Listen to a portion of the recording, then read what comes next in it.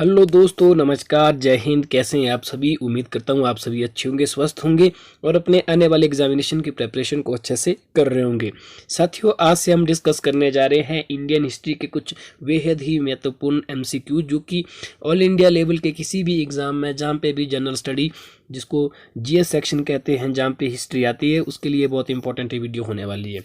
इस वीडियो की खास करैक्टरिस्टिक्स की बात अगर हम करें तो मैं आपको बताना चाहता हूं कि जितना एज पॉसिबल, जितना संभव हो सके उतना हम विद ऑप्शंस को आपके साथ एक्सप्लेन करने की पूरी कोशिश करेंगे, ताकि आपके एक क्वेश्चन के साथ 3 से 4 क्वेश्चन और भी एक्स्ट्रा आपके क्लियर हों। ओके, तो चलो वीडियो को शुरू करते हैं। और हाँ, अगर आपको ये वीडियो अच्छी लगती है तो चैनल को सब्सक्राइब तो करना ही है। वीडियो को लाइक करने के साथ साथ अपनी राय कमेंट सेक्शन में ज़रूर दें, क्योंकि अगर आप जो इस वीडियो में अच्छा रिस्पांस करते हैं तो जो हम तभी इस वीडियो को या इस सीरीज़ को, जो इंडियन हिस्ट्री के 1000 क्वेश्चंस है, उनको कैरी फॉरवर्ड करेंगे। ठीक है, क्वेश्चंस किस तरह के वो आपको इस जो पीडीएफ है उसमें मिल जाएगी। पीडीएफ भी हम आपको प्रोवाइड कर देंगे, बशर्त ये है कि आप इस वीडियो को अपना सहयोग और प्यार दें। चलिए शुरू करते हैं। और आज का जो हमारा फर्स्ट क्वेश्चन रहेगा वो है सहायक संधि से रिलेटेड। ठीक है, क्वेश्चन है सहायक संधि को स्वीकार करने वाला पहला शासक कौन था। गाइज, मैं आपको बताना चाहता हूं, इसका जो राइट आंसर है वो है ऑप्शन नंबर बी, हैदराबाद का निज़ाम। इसने जो है सबसे पहले सहायक संधि को स्वीकार किया था। ठीक है, तो इस क्वेश्चन का आंसर है। अब आपको ये जानना है कि जो ये सहायक संधि है, इंपॉर्टेंट क्वेश्चन है गाइस। ठीक है, अगर आपने थोड़े बहुत भी एग्जाम दिए हैं तो आपको पता है कि अलग अलग जो एग्जामिनेशन होते हैं उसमें ये क्वेश्चन अक्सर पूछे जाते हैं, जिसमें से कि सहायक संधि एक जो है स्थायी बंदोबस्त करके क्वेश्चन आता है। ठीक है, चलिए क्वेश्चन को डिस्कस करते हैं। गाइस, सबसे पहले जो ये सहायक संधि है, ये जो दी थी, मतलब जो इस प्रणाली का प्रयोग किया गया था वो किया गया था लॉर्ड बेलेजली के द्वारा। ठीक है, लॉर्ड बेलेजली, आप जानते हैं कि लॉर्ड बेलेजली जो है बंगाल के प्रमुख गवर्नर जनरलों में से एक थे। ठीक है, तो ये आपको डायरेक्ट याद रखना है, क्योंकि डायरेक्ट क्वेश्चन आ सकता है कि सहायक संधि को लागू किस के द्वारा किया गया था। जो सहायक, जिसको इंग्लिश में सब्सिडरी अलायंस कहते हैं, इसका जो प्रयोग किया था वो किसने किया था? लॉर्ड बेलेजली ने। ठीक है, इसके अलावा एक आता है स्थायी बंदोबस्त। स्थायी बंदोबस्त, गए जो स्थायी बंदोबस्त है, इसको जो है वो लागू किया जाता है लॉर्ड कॉर्नवालिस के द्वारा। ठीक है, आपने इनका नाम जरूर सुना होगा, ये भी बंगाल के जो है गवर्नर जनरल रहे हैं। ठीक है, कौन? Lord Cornwallis. इन्होंने जो स्थायी बंदोबस्त दिया था, कब दिया था? 1793 में दिया था। ठीक है, और मैं आपको बताना चाहता हूँ जो लॉर्ड कॉर्नवालिस है, इनको जो है इंडियन सिविल सर्विस का, इंडियन आईसीएस यानी कि इंडियन सिविल सर्विस का जनक भी कहते हैं। The father of Indian civil service का जनक किसको कहते हैं? लॉर्ड कॉर्नवालिस को कहा जाता है। ठीक है, तो ये आपको डायरेक्ट याद रखना है। और जो ये सहायक संधि है गाइज, ये है क्या, इसके बारे में आपको बताना चाहता हूँ। गाइज, ये संधि थी सहायक संधि। इसके अंतर्गत क्या होता था कि भारत की जो रियासतें हैं उसमें जो है ईस्ट इंडिया कंपनी के प्रभुत्व को स्वीकार करना पड़ा। ठीक है, उसने इसमें जो क्या हुआ कि कंपनी की एक सैन्य टुकड़ी अपने राज्यों में रखनी होती थी। ठीक है, जिस भी रियासत में ये होती थी उसमें ये था कि जो ईस्ट इंडिया कंपनी का उसका प्रभुत्व होगा, ऑटोमेटिकली उस रियासत की को जो ईस्ट इंडिया कंपनी का प्रभुत्व को स्वीकार करना पड़ना था। ठीक है, इसके साथ ही जो कंपनी को स्वीकृति के बिना रियासत में कोई भी नीति को नहीं लागू कर सकता था। मतलब टोटली अगर अल्टीमेटली करें, जो भी रियासत थी, चाहे वो कोई भी रियासत थी जिसमें ये संधि लागू की गई थी, तो वहाँ पे कंडीशन थी कि वहाँ पर जो कोई भी नीति है, कोई भी कुछ भी इंटरनल एक्सटर्नल कोई भी चीज़ हो रही है, तो उसमें जो है इनरोल रहेगा, ईस्ट इंडिया कंपनी का दबाव रहेगा, प्रभाव रहेगा। ठीक है, तो ये मैंने आपको क्लियर बता दिया। लॉर्ड बेलेजली के द्वारा सहायक संधि को प्रयोग किया गया। इंपॉर्टेंट क्वेश्चन है, जरा ध्यान से रखना है, अक्सर एग्जाम में पूछा जाता है। दूसरा क्वेश्चन जो है गाइज, उस समय जब नेपोलियन की शक्ति के सामने यूरोप में साम्राज्य धराशायी हो रहे थे, निम्न गवर्नर जनरल में से किस एक ने भारत में ब्रिटिश पताका फहराई रखी। गाइज, यहाँ पे जो आपको ऑप्शन दिख रहे हैं, ये तीनों ऑप्शन लॉर्ड कॉर्नवालिस, बेलेजली और हेस्टिंग्स, ये जो तीनों है ये बंगाल के प्रमुख गवर्नर जनरल है। हालांकि जो लॉर्ड डलहौजी है ये भारत के गवर्नर जनरल में से थे। ये 1853-54 के आसपास इनका जो कार्यकाल रहा था। 1853 में इन्होंने जो है इंडिया में फर्स्ट जो ट्रेन थे उसको रन करवाया था बॉम्बे से थाने के द्वारा। बहरहाल इन तीन में से इसका ऑप्शन होना चाहिए। और जो सबसे प्रभुत्व जो रहा था वो लॉर्ड बेलेजली का ही रहा था। ठीक है, कब? जब जो नेपोलियन की शक्ति के सामने यूरोप के जो मैक्सिमम जो साम्राज्य है वो खत्म हो रहे थे, धराशायी हो रहे थे, उस समय इंडिया में जो लॉर्ड बेलेजली एक बेहतर रूप से काम कर रहा था। ठीक है, आई होप यार आप क्वेश्चन को समझ रहे हैं। बढ़ते हैं नेक्स्ट क्वेश्चन की ओर।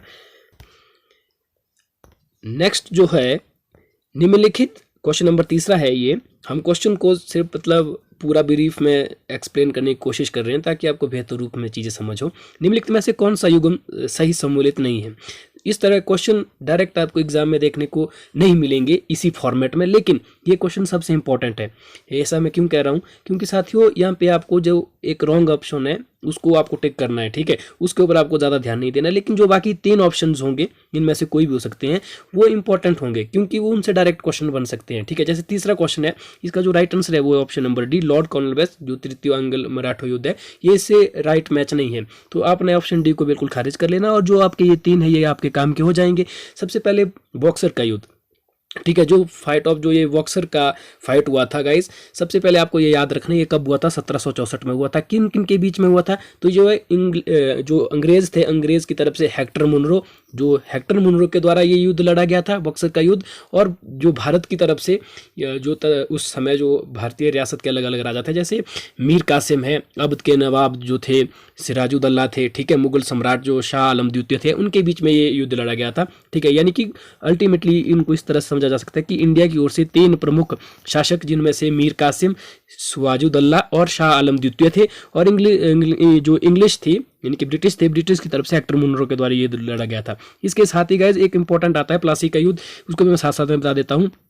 जो प्लासी का युद्ध है ये वो 1757 में हुआ था, और इंग्लिश की तरफ से, इंग्लैंड की तरफ से, ब्रिटिश की तरफ से उसका जो प्रतिनिधित्व किया था, यानी कि जो अंग्रेजों के सेनापति थे वो कौन थे? रॉबर्ट क्लाइव थे। याद रखना है, हेक्टर मुनरो का संबंध जो है बॉक्सर के युद्ध से है, जो कि 1764 में हुआ था, जबकि 1757 में जो प्लासी का युद्ध हुआ था उसका संबंध जो है रॉबर्ट क्लाइव से था, और भारत की तरफ से बंगाल के नवाब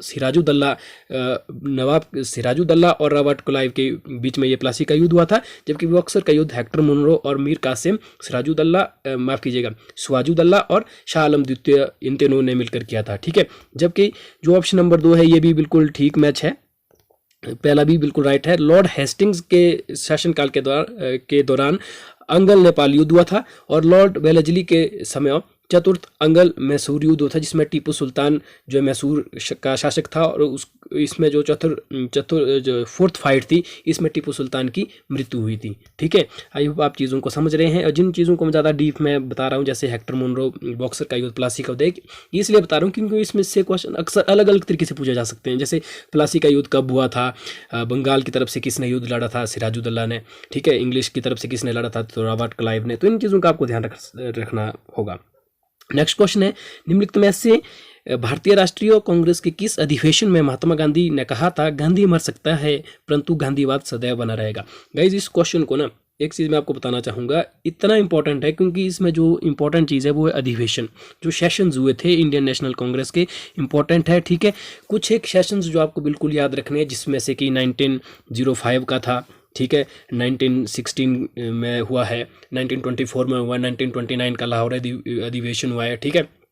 ये अलग अलग अधिवेशन है, इनको आपको याद रखना है, ठीक है। जैसे 1925 का जो था सरोजनी नायडू के द्वारा कानपुर में किए गए थे। तो इन चीज़ों को आपको ढंग से समझना है। बहरहाल पहले इस क्वेश्चन को डिस्कस कर लेते हैं, बाकी चीज़ों को समझेंगे। चौथा जो क्वेश्चन है, इसका जो आपको राइट आंसर है, पहले मैं पूरा क्वेश्चन आपको दिखा देता हूँ। इसका जो राइट आंसर रहेगा गाइज वो रहेगा कराची अधिवेशन 1931। गाइज, सबसे पहले मैं आपको बताना चाहता हूँ, जो ये स्टेटमेंट दी गई थी कि गांधी मर सकते हैं लेकिन गांधीवाद जो है, गांधीज्म हमेशा जीवित रहेगा, ये कराची अधिवेशन 1931 में बोला गया था। और इंपॉर्टेंट चीज़ जो आपको याद रखना है कि जो 1931 में कराची अधिवेशन हुआ था उसकी अध्यक्षता किसने की थी? तो सरदार वल्लभ भाई पटेल ने की थी, सरदार वल्लभ भाई पटेल, ठीक है। सरदार वल्लभ भाई पटेल जी के द्वारा ये अधिवेशन की अध्यक्षता की गई थी, ठीक है। इसके अलावा माफ़ी चाहूँगा, इसके अलावा जो लाहौर अधिवेशन है गाइस, जो 1929 में हुआ था, इसका भी आपको ध्यान रखना है कि ये इसकी जो अध्यक्षता की थी ये जवाहरलाल नेहरू ने की थी, ठीक है। लाहौर अधिवेशन जो 1929 हुआ था, किसने की थी? जवाहरलाल नेहरू ने की थी। और इसमें एक इंपॉर्टेंट चीज़ की गई थी लाहौर अधिवेशन। ये इंपॉर्टेंट क्यों है? क्योंकि सेशन तो बहुत सारे हुए कांग्रेस के, लेकिन जो इंपॉर्टेंट वो होते हैं जिसमें कोई खास काम हुआ था। जैसे फॉर एग्जांपल लाहौर अधिवेशन जो जिसकी अध्यक्षता पंडित जवाहरलाल नेहरू ने की थी, उसमें जो है पूर्ण स्वराज, शब्द को ढंग से समझिएगा। जो ये वर्ड है, पूर्ण स्वराज का जो प्रस्ताव है उसको पारित किया गया था कब? लाहौर अधिवेशन 1929 में, जिसकी अध्यक्षता जो है पंडित जवाहरलाल नेहरू के द्वारा की गई थी। इसके अलावा एक 1925 का जिक्र आता है। 1925 में सरोजिनी नायडू के द्वारा कानपुर अधिवेशन की अध्यक्षता की गई थी। ये इंपॉर्टेंट क्यों है? क्योंकि आप जानते हैं कि सरोजिनी नायडू जो भारतीय राष्ट्रीय कांग्रेस की पहली भारतीय महिला थी। कंफ्यूज ना नहीं होना गाइज, भारत की पहली भारतीय महिला कौन थी? सरोजिनी नायडू। और उन्होंने कब अध्यक्षता की थी? 1925 में। कौन से अधिवेशन में? कानपुर। और अगर पूछे कि पहली महिला कौन थी, तो वो एनी बेसेंट थी। एनी बेसेंट ने जो है भारतीय राष्ट्रीय कांग्रेस की प्रथम महिला वो थी। ठीक है, अगर इंडियन पूछे तो इंडियन कौन थी? तो सरोजिनी नायडू थी। ये अक्सर पूछा जाता है कौन से अधिवेशन में की थी? कानपुर अधिवेशन में। कब की थी? 1925 में की थी। इसके अलावा ये क्वेश्चन गांधी जी के ऊपर है, तो गांधी जी का मैं बता देता हूँ। गांधी जी ने मात्र लाइफ में, अपने जीवन में मात्र एक बार ही कांग्रेस की अध्यक्षता की थी। कब की थी? 1924 में। कब की थी? 1924 में। और वो कौन सा जो अधिवेशन था, कहाँ पे हुआ था? वो बेलगाम में हुआ था। डायरेक्ट क्वेश्चन अक्सर एग्जाम में पूछा जाता है। कई बार तो ये इस तरह का ही पूछा जाता है, गांधी जी ने कितनी बार जो है कांग्रेस की अधिवेशन की अध्यक्षता की थी, भारतीय राष्ट्रीय कांग्रेस की अधिवेशन की? तो एक बार ही की थी, मात्र एक बार। कब की थी? 1924 में, जिसको हम बेलगाम का अधिवेशन कहते हैं। इस तरह क्वेश्चन अक्सर एग्जाम में बार बार रिपीट होते हैं, तो इन चीज़ों का आपको ध्यान रखना है। नेक्स्ट क्वेश्चन है, निम्नलिखित व्यक्तियों में से किसने इरविन तथा गांधी को दो महात्मा कहा था? बिल्कुल इंपॉर्टेंट क्वेश्चन और बिल्कुल इजी है। डायरेक्ट क्वेश्चन है, सरोजिनी नायडू। सरोजिनी नायडू के द्वारा जो है महात्मा गांधी और उस समय जो इंडियन भारत में गवर्नर जनरल थे लॉर्ड इरविन, उन दोनों को जो है दो महात्मा की संज्ञा दी थी। बढ़ते हैं नेक्स्ट क्वेश्चन की ओर। अगेन डायरेक्ट क्वेश्चन, निम्नलिखित में से कौन एक अभिलेख का माफ कीजिएगा, अशोक का अभिलेख इस परंपरा की पुष्टि करता है कि गौतम बुद्ध का जन्म लुम्बिनी में हुआ था? गाइज आपको तो ये पता ही होगा कि गौतम बुद्ध जो है, भगवान गौतम बुद्ध जो बुद्धिज्म में, इनको ही माना जाता है कि बुद्धिज्म को गौतम बुद्ध के द्वारा स्टार्ट किया गया था। इनके जो बुद्धिज्म है, बुद्ध धर्म है, उसके बारे में आपको पूरी डिटेल में इंफॉर्मेशन होनी चाहिए कि कहाँ पे गौतम बुद्ध का जन्म हुआ था। ठीक है, क्या क्या बुद्धिज्म में फिलॉसफी है। ठीक है, और ये जो इसका बर्थ प्लेस का है लुम्बिनी है। तो गाइज जो आप जानते हैं कि अशोक है, उसने जो है अपने जीवन में जो है, जब कलिंग का युद्ध हुआ था, वहाँ पे जो भयानक नरसंहार हुआ था, उसके बाद उसने जो बुद्धिज्म को अपनाया था। ठीक है, बौद्ध धर्म का वो भिक्षु बना था। तो उसके अभिलेखों में ऑब्वियस है कि उसका प्रभाव दिखेगा। ठीक है, बुद्धिज्म का प्रभाव। तो आपसे पूछा है कि कौन से अभिलेख में जो अशोक के अभिलेख हैं, इनमें से इसकी पुष्टि करता है कि उनका जन्म लुम्बिनी में होता। तो राइट ऑप्शन हो जाएगा ऑप्शन नंबर डी, जो रम्यनेदेई स्तंभ है, ये वाला स्तंभ का जो अभिलेख है, ये इसकी पुष्टि करता है कि जो भगवान बुद्ध है उसका जन्म जो कहाँ हुआ था, वो लुम्बिनी गाँव में हुआ था। बढ़ते हैं नेक्स्ट क्वेश्चन की ओर। नेक्स्ट जो है 7वां क्वेश्चन, ये अगेन वेरी इंपॉर्टेंट है। क्यों है इंपॉर्टेंट? क्योंकि आप जानते हैं कि इस तरह क्वेश्चन इंपॉर्टेंट होते हैं हमारे लिए। सम्मिलित नहीं है, तो इसका जो राइट आंसर है वो ऑप्शन नंबर सी। ठीक है, ये इसका राइट आंसर है। इसको हम इंपॉर्टेंट, मतलब इसका, इस क्वेश्चन का तो इंपॉर्टेंट राइट आंसर है ये, लेकिन हमारे लिए इंपॉर्टेंट हो जाते हैं बाकी तीन ऑप्शन। समझ रहे हैं ना? क्योंकि आपको ये पता है कि लॉर्ड कॉर्नवालिस, जब भी स्थायी बंदोबस्त का जिक्र आएगा, राइट आंसर हो जाएगा लॉर्ड कॉर्नवालिस। ठीक है, लॉर्ड वेलेस्ली, इनके समय सहायक संधि प्रणाली को किया गया था। पहला ही क्वेश्चन हमने आज डिस्कस किया था ये। और तीसरा जो लॉर्ड विलियम बेंटिंक है, इनके द्वारा जो 1829 का 17वां रेगुलेशन एक्ट आया था। ये आपको याद रखना है, जो रेगुलेटिंग एक्ट बहुत सारे आए थे, लेकिन जो 17वां आया था वो लॉर्ड विलियम बेंटिक के शासनकाल में आया था। नेक्स्ट जो क्वेश्चन है गाइस, क्वेश्चन है, शब्द इंपीरियल प्रेफरेंस का प्रयोग किया जाता था। जिस समय भारत में ब्रिटिश शासन था, उस समय एक शब्द इस्तेमाल होता था, इंपीरियल प्रेफरेंस।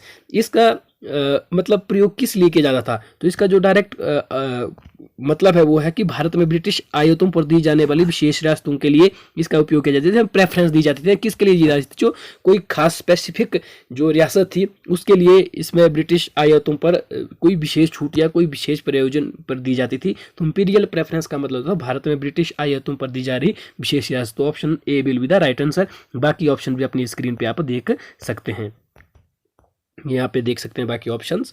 बहरहाल इसका right answer option number A हो जाएगा, जिसको हमने डिस्कस कर लिया है। Next question again very important, कि इस्तमरारी बंदोबस्त को किसने लागू किया था? Again right answer is option number C, Lord Cornwallis. Lord Cornwallis ने स्थायी बंदोबस्त एवं इस्तमरारी बंदोबस्त को लागू किया गया था। बिल्कुल डायरेक्ट ये क्वेश्चन है।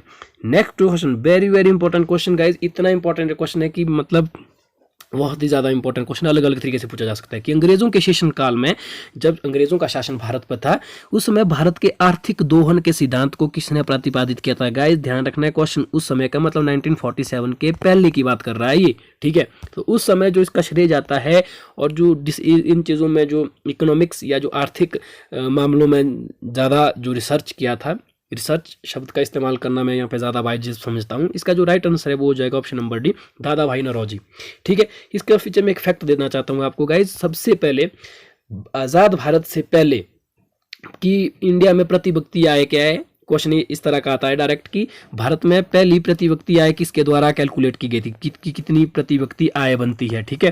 पर जो प्रति व्यक्ति पर कितनी आय बनती है ये किसने बताया था, तो दादा भाई नौरोजी ने बताया था, ठीक है। अब ये क्वेश्चन आता है कि वर्तमान में जो प्रति व्यक्ति आय है, ठीक है, उसको किसके द्वारा दी जाती है, तो सीएसओ के द्वारा दी जाती है, ठीक है। सीएसओ मतलब सेंट्रल स्टैटिकल ऑर्गेनाइजेशन, ठीक है, केंद्रीय सांख्यिकी की विभाग, ठीक है। तो सीएसओ के द्वारा दी जाती है। लेकिन भारत में सबसे पहले दादा भाई नौरोजी ने ये चीज़ दी थी कि प्रति व्यक्ति आय जो भारत में प्रति पर्सन पर पर्सन कितनी है, तो ये दादा भाई नौरोजी ने दी थी। तो कभी भी क्वेश्चन आए और अगर आपको क्वेश्चन नहीं आता है और वो क्वेश्चन इस तरह को कि मतलब 1947 मतलब आज़ाद भारत के पहले की बात की जा रही है और भारतीय आर्थिक चीज़ों के बारे में पूछा जा रहा है, ऑप्शन में आपको दादा भाई नौरोजी दिखे, तो आपको बेझिझक सीधा ही आपको ये टिक करना है। ये तब बता रहा हूँ अगर आपको क्वेश्चन नहीं आता होगा। नेक्स्ट क्वेश्चन है 1857 के स्वतंत्रता संग्राम से संबंधित पहली घटना कौन सी थी। गाइज आप जानते हैं कि जो एक सेकेंड 1857 की जो क्रांति हुई थी, ठीक है, एक इम्पोर्टेंट ये रेवोल्यूशनरी मूवमेंट था, ठीक है। अगर हो सके उस समय अगर कुछ एक समीकरण इस तरह के ना बनते कि हिंदू मुसलमान सिख धर्म को भी अलग किया गया, ठीक है, तो हो सकता था कि उसी दौरान हमें जो है इंडिपेंडेंस या फ्रीडम मिल सकती थी। बहरहाल उन पे हम अभी डिस्कस नहीं करेंगे, क्वेश्चन पे फोकस करेंगे। मेरा बताने का मकसद ये है कि जो 1857 का रिवोल्ट था, ये जो रेवोल्यूशनरी मूवमेंट था एक बहुत इंपॉर्टेंट मूवमेंट था, ठीक है। इससे रिलेटेड क्वेश्चन आपको जरूर देखने को मिल सकता है। इस क्वेश्चन को देखिए, ये बोले कि इसमें से इस वाले रिवोल्ट में से इन चार ऑप्शन में से सबसे पहले कौन सी घटना हुई थी, ठीक है। पहला है कि कानपुर में विद्रोह और नाना साहब का नेतृत्व संभालना। इस क्वेश्चन में 4-5 क्वेश्चन छुपे हुए हैं, इस ढंग से समझिएगा। बेगम हजरत महल द्वारा अवध का नेतृत्व, सैनिकों का दिल्ली के लाल किले पे पहुंचना, झांसी की रानी का विद्रोह। अगर आप इस क्वेश्चन को गौर से देखेंगे तो इसमें 3 ऑप्शंस ऐसे हैं जिसमें यह डिस्कस किया गया है कि किसी एक पर्टिकुलर रियासत का संबंध जो है उसका नेतृत्व किसी विशेष व्यक्ति के द्वारा किया गया था। जैसे आपको पता है कि कानपुर का जो नेतृत्व में मतलब कानपुर से कौन से भारत के वीर योद्धा लड़े थे, तो नाना साहब थे, ठीक है। कौन से थे, नाना साहब थे। जैसे झांसी थे, झांसी की रानी सभी को पता है, तो झांसी से कौन लड़ी थी, रानी लक्ष्मीबाई लड़ी थी, ठीक है। उसी तरह से बेगम हजरत महल जो ये कानपुर माफ कीजिएगा लखनऊ से लड़ी थी, कौन, बेगम हजरत महल, ठीक है।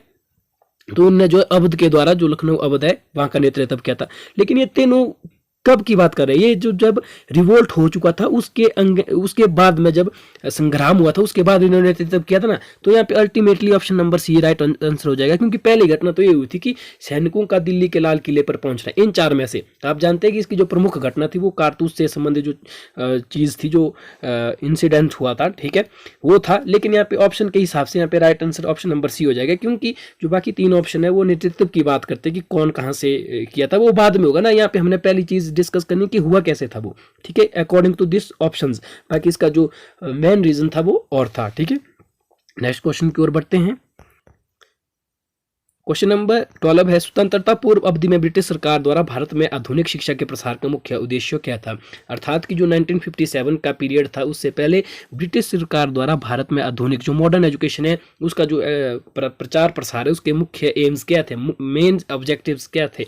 तो उसका था guys option number A will be the right answer कि छोटे प्रशासनिक पदों पर नियुक्ति हेतु प्रशिक्षित भारतीयों की आवश्यकता हो, ये इनका मेन जो है उस समय का उद्देश्य था, ठीक है। बढ़ते नेक्स्ट क्वेश्चन की ओर। क्वेश्चन नंबर 13 है, डायरेक्ट क्वेश्चन है कि पुराणों का अध्ययन करने वाले प्रथम मुसलमान कौन थे। इंपॉर्टेंट क्वेश्चन है। आप जानते हैं कि हिंदू धर्म में वेदों और पुराणों का बहुत ही महत्वपूर्ण जो योगदान रहता है, ठीक है। यहाँ पे मुसलमान की बात की गई कि पहला मुसलमान कौन था, पहला भारतीय मुसलमान कौन था जिसने पुराणों का स्टडी किया था, एनालाइज किया था, ठीक है। तो वो था अल बुरूनी, ठीक है। Option number C will be the right answer. Direct question है, अक्सर एग्जाम में आपको देखने को मिल सकता है। क्वेश्चन नंबर नेक्स्ट है, क्वेश्चन नंबर 14, निम्नलिखित में से कौन सा कथन दादा भाई नौरोजी के विषयों में सत्य नहीं है। बहुत इंपॉर्टेंट क्वेश्चन मैं ये क्यों बता रहा हूँ, क्योंकि साथियों आप जानते हैं, एक सेकेंड, इंपॉर्टेंट क्वेश्चन ये इसलिए बनता है, क्वेश्चन बहुत, इसको प्रॉपर जूम करना पड़ेगा। बहरहाल क्वेश्चन है कि निम्नलिखित में से कौन सा कथन दादा भाई नौरोजी के विषय में सत्य नहीं है। तो इसका जो राइट आंसर होगा वो होगा ऑप्शन नंबर डी। ये जो इसका राइट आंसर है, मतलब ये इनकी विशेषता नहीं थी, इनके विषय में गलत लिखा गया है, लेकिन बाकी 3 ऑप्शन जो है ये बिल्कुल राइट है। अब इन्हीं 3 को आपको अपने माइंड पर सेट बिल्कुल करना है। पहली चीज़ है दादा भाई नौरोजी है, अभी पहले भी मैंने डिस्कस किया कि दादा भाई नौरोजी ने प्रति व्यक्ति आय को कैलकुलेट किया था, ठीक है। ये शायद 1867, एग्जैक्ट डेट मुझे याद नहीं है, ठीक है, आप जो कमेंट सेक्शन में दे दे, शायद 1867 के आसपास उन्होंने ये चीज़ दी थी प्रति व्यक्ति आय। बाकी कंफर्म करने के लिए आपकी जो है कमेंट सेक्शन में ज़रूर बताएं। पहली बात है, जो पहली इंपॉर्टेंट चीज़ है, दादा भाई नौरोजी के द्वारा ये पुस्तक लिखी गई थी, कौन सी, poverty and un British rule in India. Poverty and un British rule in India नामक पुस्तक ना जाने कितनी बार एग्जाम में पूछा गया है। डायरेक्ट क्वेश्चन किसके द्वारा लिखी गई थी, दादा भाई नौरोजी के द्वारा।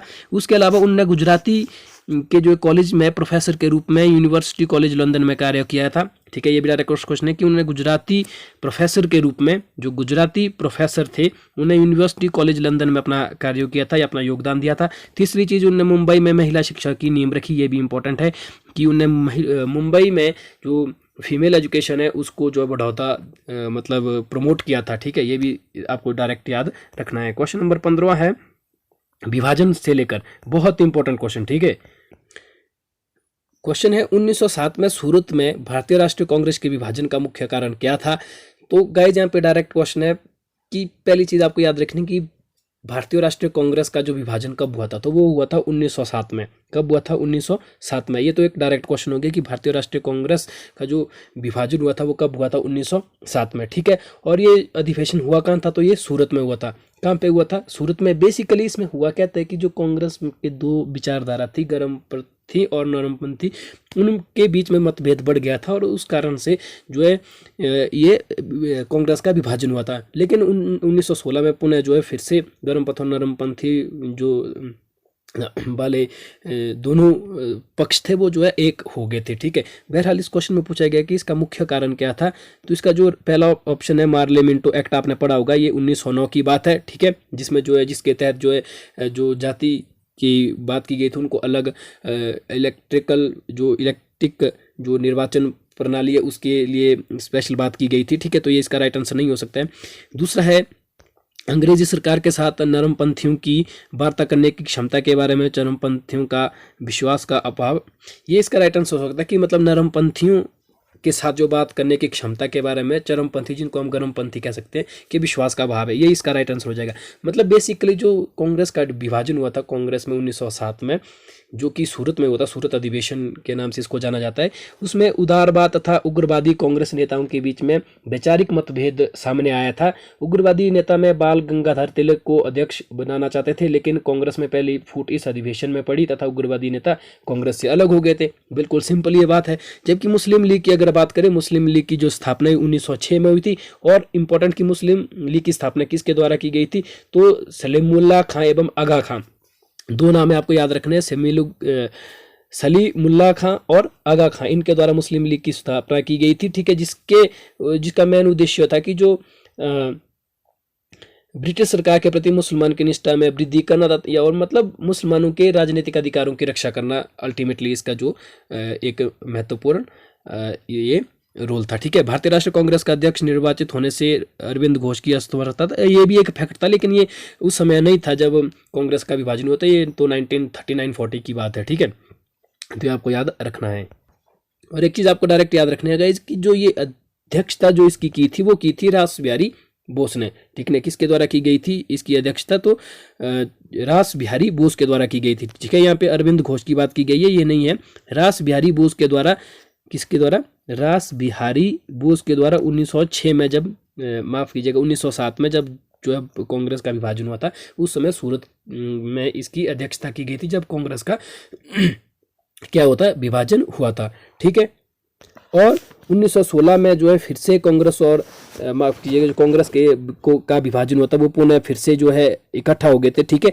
और जो इकट्ठा हुए थे वो 1916 में, उस समय जो लखनऊ अधिवेशन हुआ था, कौन सा अधिवेशन हुआ था, लखनऊ अधिवेशन, और उसकी अध्यक्षता किसने की थी, अंबिका चरण मजमूदार ने। आपको याद रखना है ये नाम, किसने की थी? अंबिका चरण मजमूदार। ठीक है, इनके द्वारा जो है क्या किया गया था, इस अधिवेशन की अध्यक्षता की गई थी जब कांग्रेस एक हुई थी और मुस्लिम लीग से भी समझौता हुआ था। ठीक है, आई होप आप समझ रहे हैं इन चीजों को। नेक्स्ट क्वेश्चन है क्वेश्चन नंबर 16। कांग्रेस के 1916 के लखनऊ अधिवेशन में कौन सा मुख्य दूरगामी परिणाम वाला निर्णय लिया गया? बहुत ही important question, very important question. और इसका जो राइट आंसर है वो होगा option number A, Muslim League की पृथक निर्वाचन क्षेत्र की मांग स्वीकार करना। यही इसका मेजर जो रोल रहा था। ठीक है, बेसिकली इसी के लिए जो है वो लगातार अपनी आवाज को उठा रहे थे। नेक्स्ट क्वेश्चन है क्वेश्चन नंबर 17। 1946 का कैबिनेट मिशन 3 कैबिनेट मंत्रियों से गठित था, निम्न में से कौन इसका सदस्य नहीं था? पहली बात तो गाइज मैं आपको बताना चाहता हूं कि जो कैबिनेट मिशन है वो भारत कब आया था? 1946 में आया था। डायरेक्ट क्वेश्चन पूछ लेते हैं। उसमें से मुख्य जो मेंबर्स थे वो 3 कैबिनेट मंत्री थे। ठीक है, जो कि तीनों ब्रिटिश थे। तीनों का नाम आपको याद रखना है, अलग अलग तरीके से अक्सर एग्जाम में आपको देखने को मिल सकता है ये क्वेश्चन। ठीक है, तो उन 3 में से कौन था? लॉर्ड पैथिक लॉरेंस, अलेक्जेंडर और ये स्टैफोर्ड क्रिप्स। ये तीनों जो है इसके हिस्से थे, लेकिन जो ऑप्शन नंबर डी है ये राइट आंसर हो जाएगा, ये नहीं था। ठीक है, तो ये जो 3 नाम है बिल्कुल आपको रट लेने, अलग अलग तरीके से एग्जाम में पूछा जाता है कि क्वेश्चन इनमें से कौन सा था या नहीं था क्वेश्चन के हिसाब से। तो तीनों नाम इंपॉर्टेंट है, लॉर्ड पैथिक लॉरेंस, अलेक्जेंडर और स्टैफोर्ड क्रिप्स। ठीक है, क्रिप्स मिशन जो आया था 1942 में, जिसको महात्मा गांधी ने पोस्ट डेटेड चेक यानी कि बिना तारीख वाला चेक कहा था। ठीक है, ये क्रिप्स उस तरह से भी आप इसको याद रख सकते हैं। ठीक है, तीनों नाम आपको इंपॉर्टेंट है, याद रखना है। नेक्स्ट क्वेश्चन है question number 18। Lord Mountbatten viceroy के रूप में भारत आए थे। इनका मुख्य जो मतलब एक किस औपचारिक रूप में इनका क्या चीज़ था? तो इसका जो राइट आंसर हो जाएगा वो हो जाएगा ऑप्शन नंबर बी, यथासंभव भारत को संयुक्त रखने की विशेष हिदायत के साथ इनको भारत में भेजा था, लॉर्ड माउंटबेटन को। ठीक है, जो कि भारत में सबसे अंतिम गवर्नर जनरल वायसराय थे इंग्लैंड के, मतलब इंग्लिश मूल के। ठीक है, बेसिकली इंग्लिश जो ये ब्रिटेन के लोग थे ये तो भारत पाकिस्तान में यानी कि भारत को तोड़ना चाहते थे, लेकिन औपचारिक रूप में इनका मुख्य था कि भारत को संयुक्त रूप में विशेष हिदायत के साथ रखना। ठीक है, क्वेश्चन नंबर 19 है, निम्नलिखित में से किस महिला क्रांतिकारी ने दीक्षांत समारोह में अपनी उपाधि डिग्री ग्रहण करते समय अंग्रेजी गवर्नर कुलपति पर गोली चलाई थी? तो Bina Das. Option number C will be the right answer. Again बार बार ये क्वेश्चन डायरेक्ट एग्जाम में पूछा जाता है और अक्सर बीना दास को लोग गलत करके आते हैं। तो ऐसी में क्रांतिकारी महिला जिसने अपनी दीक्षांत समारोह, ठीक है, जब जो है कोई खास डिग्री या इस तरह का स्नातक कोई सम्मान दिया जाता है तो उस समय अपने अंग्रेजी गवर्नर जनरल जो वहाँ के बीसी थे, ठीक है, उन पर जो है गोली चलाई थी। ठीक है, क्वेश्चन नंबर 20वां है, 1940 में भारतीय राष्ट्रीय कांग्रेस देश के विभाजन के लिए मुख्य रूप से इसलिए सहमत हुई क्योंकि? गाइज बेसिकली जो इसका राइट आंसर है वो मैं आपको बताना चाहता हूँ। यहाँ पे आप इन ऑप्शंस को डिस्कस कर सकते हैं। ठीक है, इसका राइट आंसर हो जाएगा ऑप्शन नंबर सी, बहुत बड़े पैमाने पर संभावित सांप्रदायिक दंगे जो उस समय हुए थे उनको रोकना चाहती थी। ठीक है, इसलिए जो ये चीज़ हुई थी। ठीक है, तो 1947 में भारतीय राष्ट्रीय कांग्रेस देश के विभाजन के लिए मुख्य रूप से इसलिए सहमत हुई क्योंकि अलग अलग जगह पे अलग अलग जो सांप्रदायिक घटनाएं हो रही थी, दंगे प्रसाद हो रहे थे, तो इसलिए सहमत हुई कि इन दंगे प्रसाद से होने के लिए देश का विभाजन होना जरूरी है, क्योंकि उन्हें पता था कि जो मुसलमान है वो नहीं मानेंगे। ठीक है, मोहम्मद अली जिन्ना का भी इसमें बहुत ज़्यादा रोल रहा है देश के विभाजन के लिए, क्योंकि वो मुस्लिम्स जो थे उनके लिए अलग नेशंस की बात कर रहे थे, अलग निर्वाचन। और बेसिकली इसकी जो नींव रखी गई थी वो जो है रखी गई थी 1909 मार्लियामेंटो एक्ट के, क्योंकि अंग्रेज बड़े शातिर थे, उनको पता था कि हम तभी शासन कर सकते हैं अगर हम इंडिया में फूट डाल सकते हैं या कोई इस तरह का स्टेप उठा सकते हैं कि हिंदू धर्मों के नाम पे, जाति के नाम पे आपस में ये लोग लड़े। और वही उनका जो मेन प्रोसीजर था वो मार्लियामेंटो एक्ट था। तो गाइज ये थे आज के 20 क्वेश्चंस। आई होप आपको ये क्वेश्चन अच्छे लगे, मज़ा आया होगा और आपको ये क्वेश्चन लर्न करने हैं। ठीक है, हर एक चीज़ जितना संभव हो सके वो हमने बताने को कोशिश की है। बाकी अगर आपको ये वीडियो अच्छी लगती है तो वीडियो को ज़रूर लाइक करें और अपनी राय कमेंट सेक्शन में ज़रूर दें, ताकि हम आपके लिए इस जो 1000 MCQ की ये आपको यहाँ पे सीरीज़ दिख रही है, PDF दिख रही है, इनको हम पूरा डिस्कस आपके साथ करेंगे। अगर हो सके तो हम आपको ये PDF भी प्रोवाइड करें, क्योंकि बहुत इंपॉर्टेंट क्वेश्चन है। आपने देख लिया होगा लेवल कितना इंपॉर्टेंट है, वरना हम भी वो ला सकते थे कि हाँ जी भारत का पहला गवर्नर जनरल कौन था या ये कौन था वो का, इतने ईजी नहीं आते हैं। अब आप पता है कि कंपटीशन कितना हाई हो चुका है जब किसी भी स्टेट की बात करें, ठीक है। ऑल इंडिया में कोई भी एग्जाम देने जाएं आप तो सभी का स्टैंडर्ड हाई हो चुका है, इसलिए हमने भी जो क्वेश्चन फ्रेम किए हैं 1000 क्वेश्चन, ये इंपॉर्टेंट है और इनका स्टैंडर्ड जो है वो हल्का सा मतलब ज़्यादा रखा है, ठीक है। तो आई होप आपको ये वीडियो